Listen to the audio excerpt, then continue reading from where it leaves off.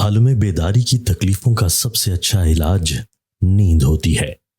جو کام لوگ سب سے زیادہ کرتے ہیں وہ نصیحتیں ہیں۔ نصیحت جتنی نرمی سے پیش کرو گے، نصیحت کا اثر اتنا ہی تیز ہوگا۔ نصیحت کو شاید ہی کوئی پسند کرتا ہو، اور جن لوگوں کو نصیحت کی زیادہ ضرورت ہوتی ہے اسے سب سے زیادہ ناپسند ہوتی ہے۔ جوش و خروش خلوص کی پیداوار ہے۔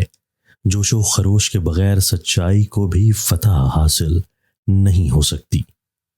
ہجوم کی صورت میں لوگ دانستہ طور پر حیوان بن جاتے ہیں، کیونکہ ہجوم میں سر زیادہ اور دماغ کم ہوتے ہیں۔ بعض کتابیں چکھنے کے قابل نہیں ہوتی ہیں، بعض نگلنے کے، لیکن بہت سی کم کتابیں چبانے اور ہضم کرنے کے قابل ہوتی ہیں۔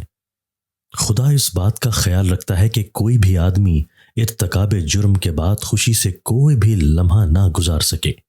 ہر آدمی اپنے گناہوں کا بوجھ اپنی ہی پیٹھ پر اٹھاتا ہے۔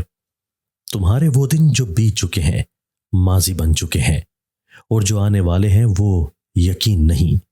اسی لیے جب تک وقت ہے اپنے لیے آخرت کا سامان اکٹھا کر لو۔ اپنے دشمن کے ساتھ اچھے رہو، اور دوست کے ساتھ مخلص رہو گے تو زندگی میں کبھی مشکلیں نہیں آئیں گی۔ تعلقات دنیا کو کم کرنا یہ ہے کہ آدمی دنیا سے ضروری چیزیں لے لے اور غیر ضروری چیزوں کو گھر کے باہر پھینک دے۔ اوروں کی کتابیں ناجائز طور پر رکھ لینے سے بہتر ہے کہ جو کچھ ان میں ہے اسے دل و دماغ کے خزانہ میں جمع کر لو، اور احسان اٹھا کر گناہ میں نہ پھنس جاؤ۔ جب تک کافی اور کامل لیاقت نہیں رکھتے، کسی مشکل امر کی بحث میں نہ پڑو۔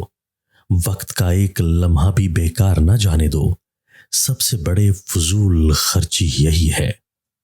اگر تم مطالعہ سے مانوس نہیں تو پہلے طبیعت پر جبر کر کے ہی شروع کرو، پھر وہ خود تمہیں اپنا گرویدہ کر لے گا۔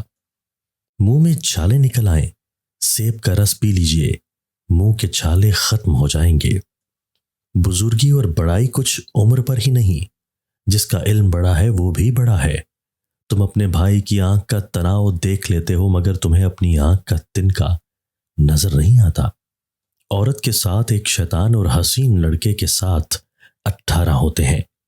جس نے مال و دولت حاصل کر کے بخل کیا، مجھے زندگی کی قسم وہ دھوکے میں ہمیشہ رہا۔